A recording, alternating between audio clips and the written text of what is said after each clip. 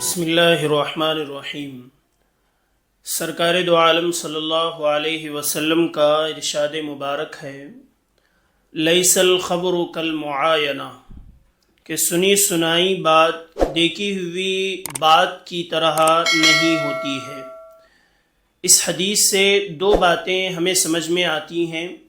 ایک یہ کہ آنکھوں سے دیکھی ہوئی چیز کا جو اثر انسان کے دل اور دماغ پر پڑتا ہے وہ اثر سنی ہوئی چیز سے نہیں پڑتا ہے۔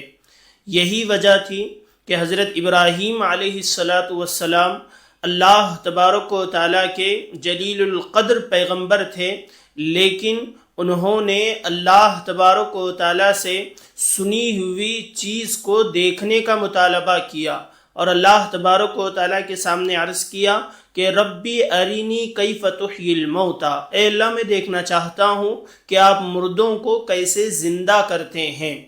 اللہ تبارک و تعالیٰ نے فرمایا کہ اے ابراہیم کیا کہہ رہے ہو، اولم تؤمن، کیا آپ کو اس بات پر یقین نہیں ہے کہ ہم مردوں کو زندہ کرتے ہیں؟ تو حضرت ابراہیم علیہ السلام کہنے لگے کہ بلا ولکن لیطمئن قلبی، اے اللہ مجھے پورا یقین ہے لیکن میں دیکھنا چاہتا ہوں تاکہ میرا دل مطمئن ہو جائے اور دیکھنے کے بعد میرے یقین میں اور اضافہ ہوگا اور میرا یقین اور مضبوط ہوگا۔ سرکار دو عالم صلی اللہ علیہ وسلم نے اس حدیث میں انسان کی ایک اہم نفسیاتی کیفیت کی طرف اشارہ کیا ہے کہ انسان آنکھ سے دیکھی ہوئی چیز سے جتنا زیادہ اور جتنی جلدی متاثر ہوتا ہے اتنا زیادہ اور اتنی جلدی سنی ہوئی چیز سے متاثر نہیں ہوتا۔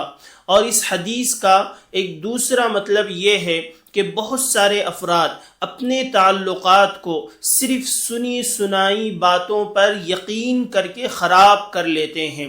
ہونا تو یہ چاہیے تھا کہ سنی سنائی باتوں کی پہلے تحقیق کر لی جائے اور پھر اس کے بعد اس بات پر یقین کر لیا جائے۔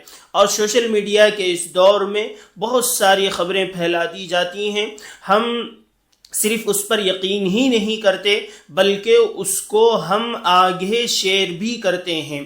ہمارے رشتہ دار ہوں یا دوست و احباب کے تعلقات ہوں، معاملات ہوں، ان تمام چیزوں میں ادھر ادھر کی باتیں سننے کے بجائے ہمیں سب سے پہلے حالات کی تحقیق کر لینی چاہیے۔ اگر ہم حالات کی تحقیق کر لیں گے تو ہم بہت ساری الجھنوں اور پریشانیوں سے بچ سکتے ہیں۔ اور یہ خیال رکھیں کہ غلط افواہوں کو معاشرے میں پھیلانا بھی غلط ہے اور اس کو سن کر آنکھ بند کر کے یقین کر لینا بھی غلط ہے۔ اللہ تبارک و تعالی ہمیں اسلام کی ان تعلیمات پر عمل کی توفیق نصیب فرمائے۔